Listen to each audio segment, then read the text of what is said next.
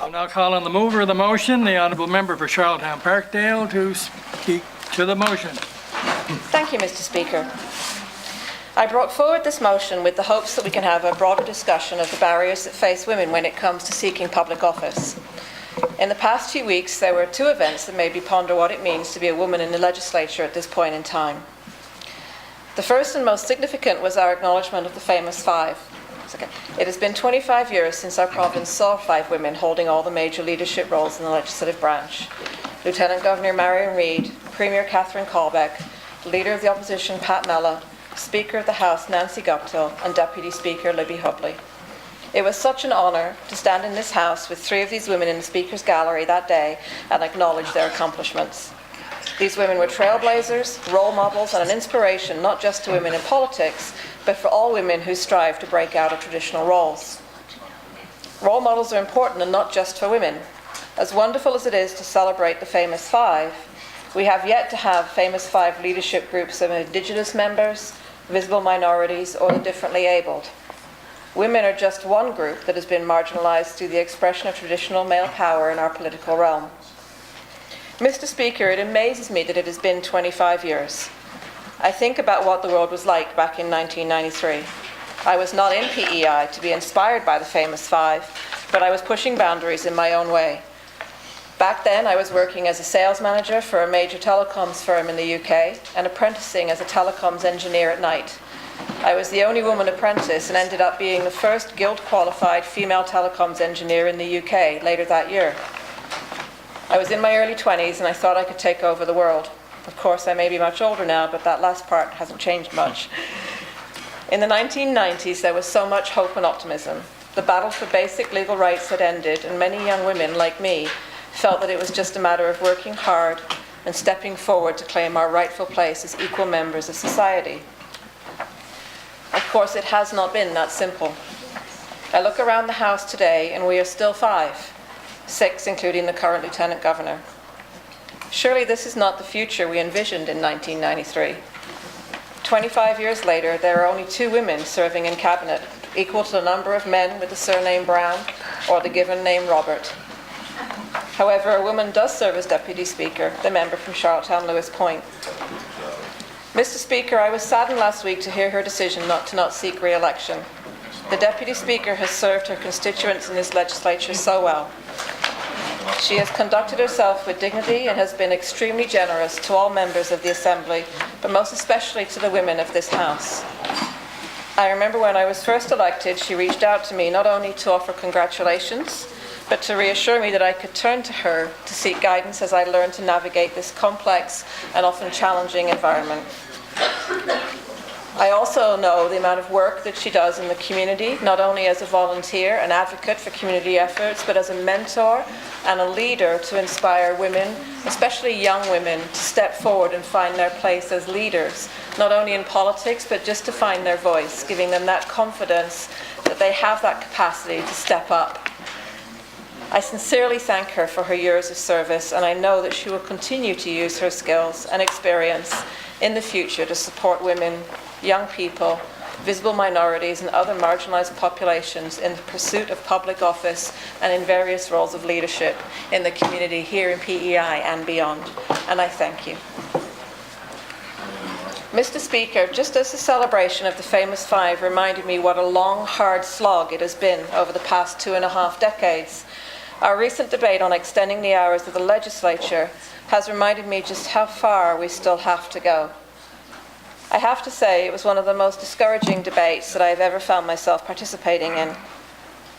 The debate on Motion 32 started out well, but it quickly degenerated into partisan bickering, with the official opposition introducing amendments to ensure that their report on modernising the House was mentioned in the text of the motion, with the mover speaking at length about her own party's efforts rather than actually addressing the content of the motion.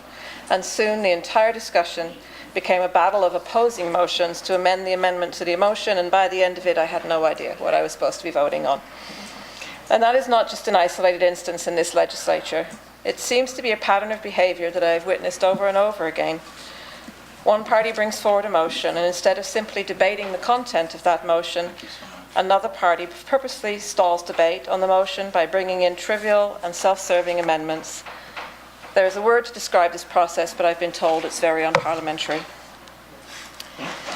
When we talk about making the legislature a more welcoming place, much would be accomplished if members could resist the impulse to play partisan games and show more respect during debate.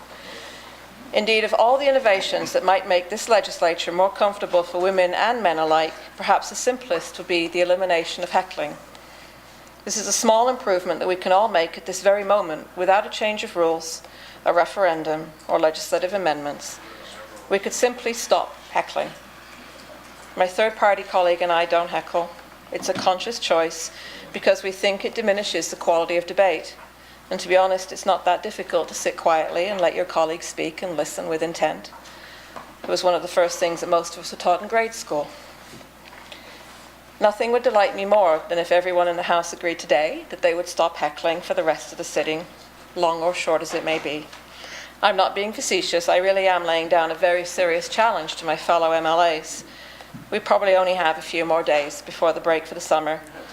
I'm not proposing a rule change or limiting members' right to express themselves. I'm simply suggesting that every member make a conscious effort to listen respectfully to what other members are saying for the remainder of the sitting. Surely we have enough self-control to do that. It would be a very interesting experiment, and it might show if we can improve our ability to work together with a simple voluntary change in behaviour. But back to motion 32.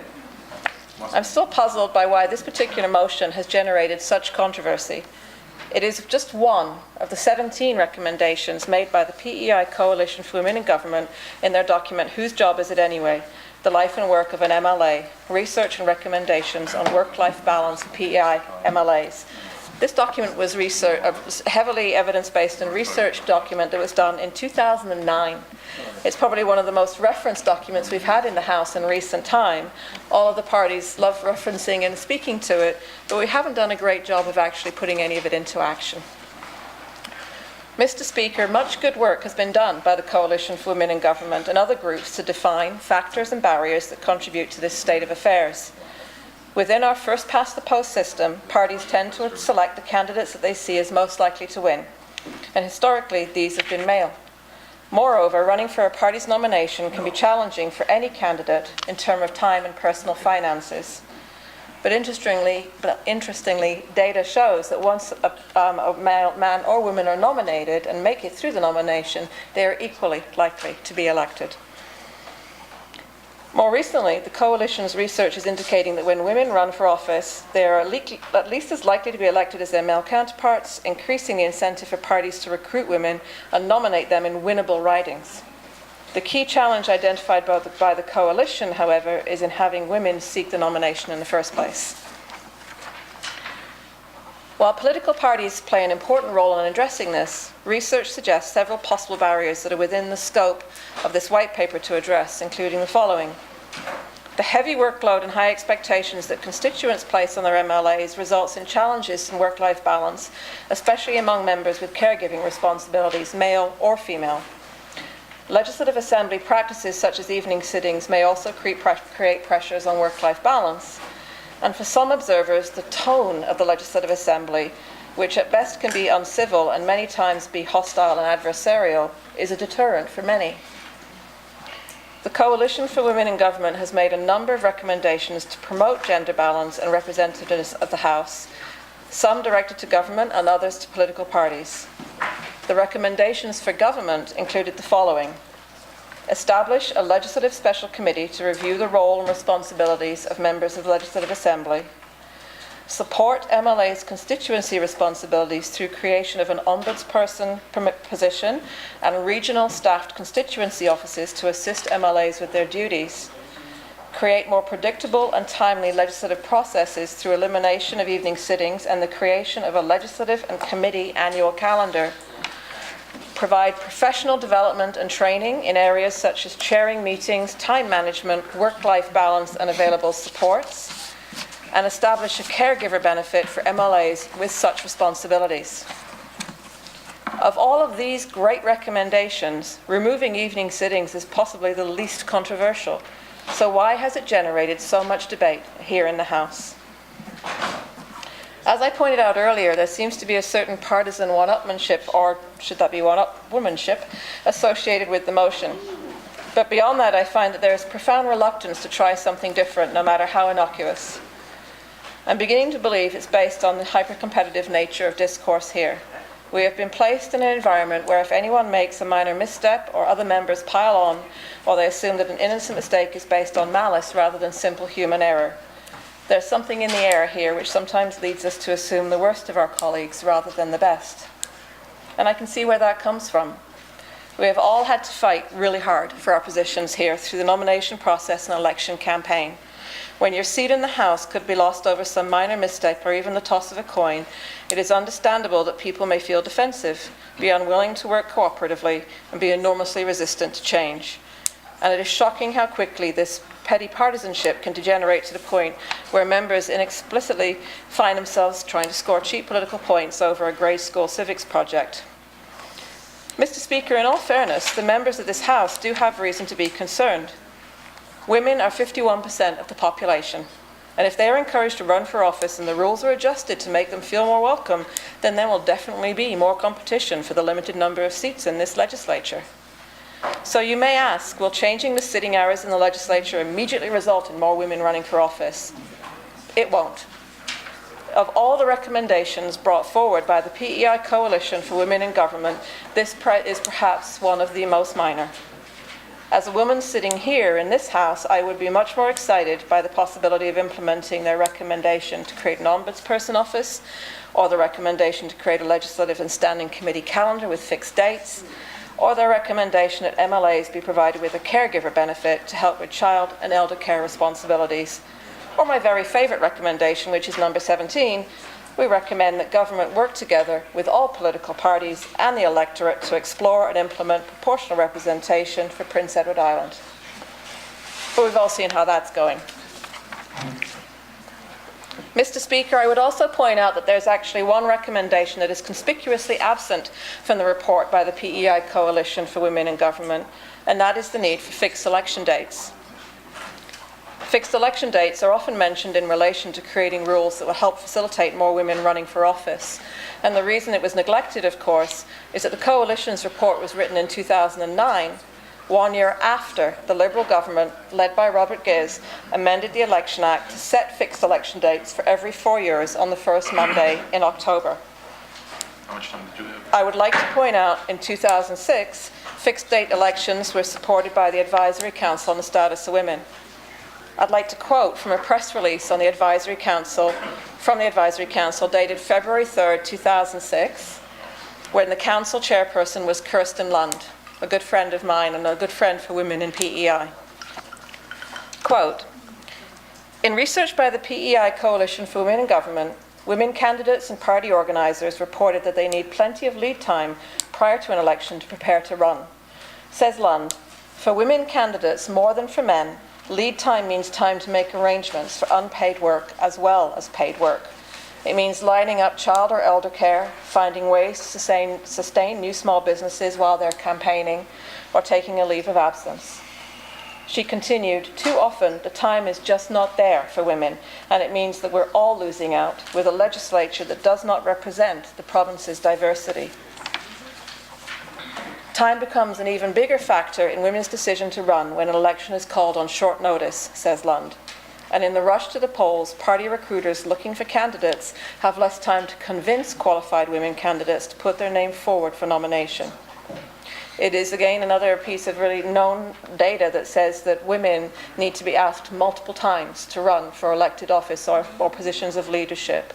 4 to 6 times is actually the norm, and I can confirm that I had to be asked multiple times before I stepped into this space.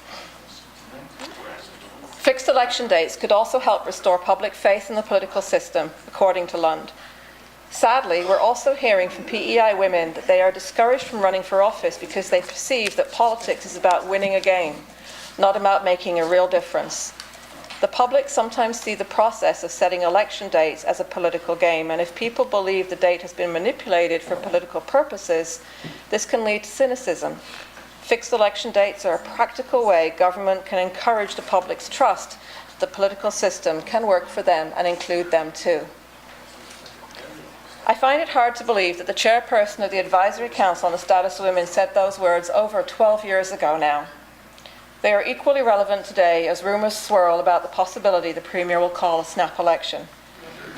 The Premier may like to dismiss this rumour mill, but he has nobody but himself to blame for these rumours, as he has consistently refused to answer straightforward questions on the issue. I would just like to repeat those last two sentences, and I would hope that everyone in the legislature will take a moment to seriously consider what is being said and how their potential actions may impact the public perception of our roles as MLAs and as leaders. If people believe the date has been manipulated for political purposes, this can lead to cynicism. Fixed election dates are one practical way government can encourage the public's trust that the political system can work for them. Now, I'd like you to compare those words to what the Premier said in his year-end interview with Theresa Wright. What I will say and have said is that this will be done in terms of and in a way that's consistent with the letter of the law and the spirit of the law, which is that Prince Edward Islanders should have a great general election at a time when they can best express their views. I can only assume that by a great general election at a time when they can best express their views, the Premier actually means a date chosen by him that has been manipulated for political purposes. Just last week I asked the Premier if he would confirm that there would be no election this fall, and his response was not entirely reassuring to Islanders who are still of the belief that this province has legislated fixed election dates. Mr. Speaker, I said, on the question that led to the further piece that was asked here about the timing, Premier said, I would not describe it as a rush. I believe there is a good reason, and it's evident on the face of things, and if you look at the experience we had with the plebiscite in 2016, when this bill becomes law, with whatever changes are made on the floor of this House, there's an obvious need to have a referendum commissioner and for participants in the process of the referendum to proceed by the rules, and I took the third party to be in favour of that idea, that there would be clear rules, that there would be a level playing field, and that's exactly what this bill does. I find it truly astounding that this Premier does not feel bound to adhere to the fixed date election law. If the Premier disagrees with fixed date elections, then surely he should try to amend the Act here on the floor of the legislature rather than simply choosing to ignore it. This is what an open and transparent government would do. And I can't say for sure whether the refusal to play by the rules can be attributed to male privilege, Liberal privilege, or simply the Premier's sense of entitlement, or a combination of the three. But I am in agreement with the Advisory Council on the Status of Women that not having predictable fixed election dates places yet another barrier in the way for women who wish to seek public office. I realise that the discussion on fixed date elections may seem like a bit of a blind alley, but I bring it up to point out how reluctant this legislature is to change, even when there is a clear law indicating that it is so. As much as members like to speak about how committed they are to gender balance, whenever there is potential for some small or large partisan advantage, all the rhetoric goes out the window and we revert to the status quo. So how can we, as a legislature, move forward 25 years after the famous 5 and show our commitment to gender balance by actually implementing meaningful and permanent change? In all honesty, I can see no better place than to return to those 17 recommendations written 12 years ago by the PEI Coalition for Women in Government, in Whose Job Is It Anyway? I could stand here and say the time has come, but in all honesty, that time is long past. We cannot continue to pay lip service to the concept of gender parity, offering up reassuring empty words about gender lenses and diversity and analysis, and professing solidarity while at the same time vigorously resisting change that makes us uncomfortable or inconveniences us. I often hear that women's issues are referred to as special interests, which makes sense only if you think that 51% of the population are a minority. And although women are in fact the majority, there is truth that they are also a marginalised community, a community that both historically and currently is expected to make way for men.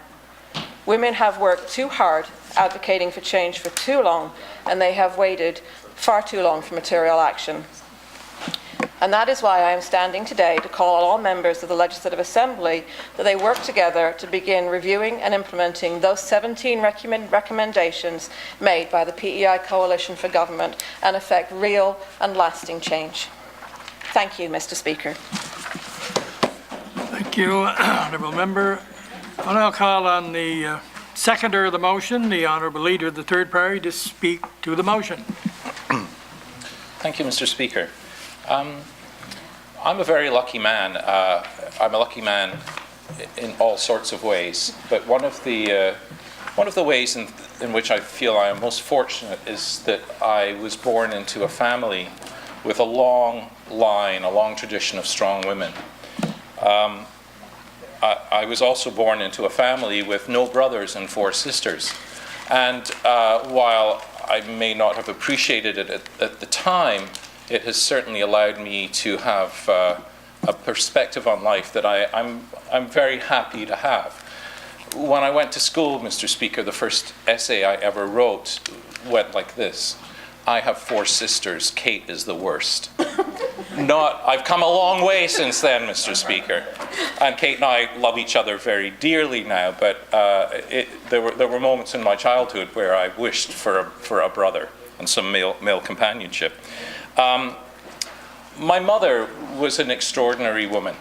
My mother, born back in the 1930s, lived through the Second World War, was moved away from her family.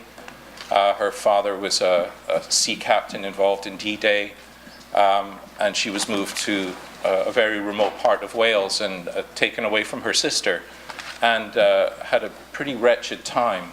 And she used to talk about that, lots of war stories. But she was an incredibly resilient woman, and she went on to attain a PhD in chemistry.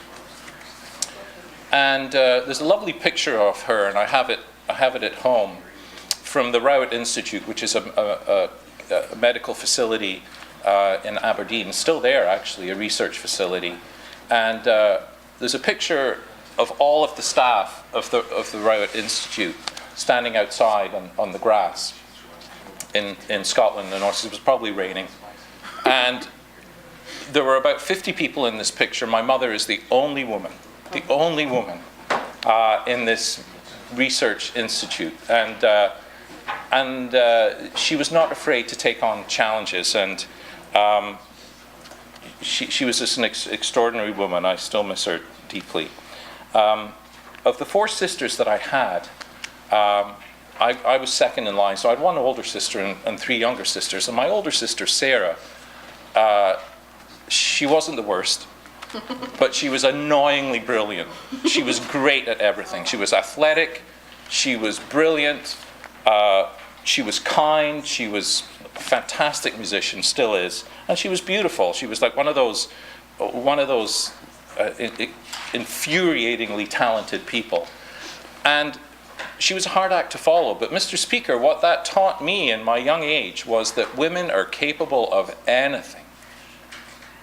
Sarah was the class valedictorian. She was the athletic champion. She excelled in everything. And I never for a moment imagined that women could not accomplish everything that men could. It just was not. It was not even part of my life, my thinking. My mother abandoned her research career to move up to the Highlands of Scotland with my dad, and there she raised 5 children. But she didn't stop working. She was a pioneer in what was called then the Playgroup Association. It's still going. It was back in those days, it was a revolutionary idea of providing a place for young children and their mothers or fathers, although I have to admit back then in the 60s and 70s it was almost exclusively mothers, to play together. And it was a beautiful thing. I still have fond memories of in fact, one of my very first memories is of an incident that happened in play school. It was very lovely. And she was a teacher. She taught chemistry, and she also taught special needs children in schools. And she just remained a vibrant, community-driven, very inspiring person right up till her death, actually.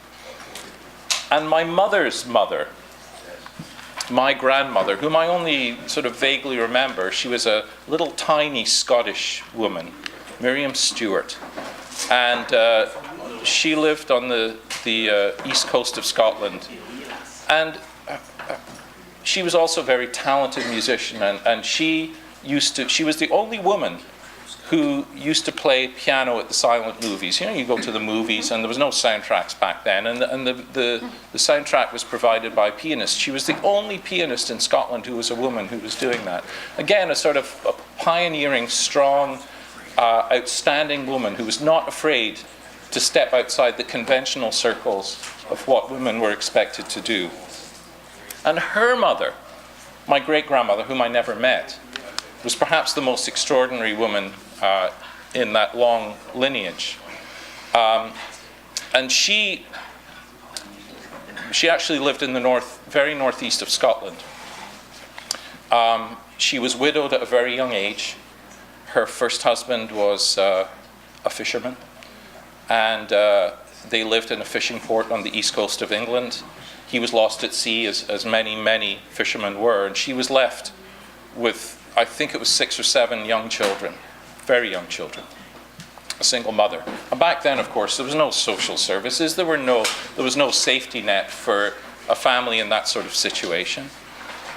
And my great-grandmother used to get up very early in the morning, go down to the docks, buy fish, put it in a wheelbarrow, and wheel that barrow around the streets of Hartlepool, where she grew up, and sell the fish. And that way, she managed to raise her young family. And ultimately, she invented her own language as well, and we still have the little notebooks where she kept the accounts, and they're totally hieroglyphics. Nobody else could possibly decipher what this is, but obviously to her, it meant something. She may have been illiterate, but she was smart enough to develop her own language. And those books still exist, and they're a real treasure. And she went on to own 2 seagoing fishing boats. A woman entrepreneur from the late 19th century, like an extraordinary story, and just something that you don't expect. So the idea that women can and should be involved equally in everything we do has never been something that I never believed with all of my heart. And with this motion, a commitment to improve gender balance in this legislature, I can see that we have made steps here, and I'm very happy. You may have to call. I'm very happy that we have come to this point where we are talking at least about some of the improvements that have been made here. The minister responsible for the status of women brought forward a motion. We have debated that a couple of times on this floor, and I'm very glad for that. But we still have a long way to go. As my colleague mentioned, we have less representation by women now in this legislature than we did 20 years ago. So in some respects, we're making steps forward, but in other respects, we're not. Call the and that's, hour.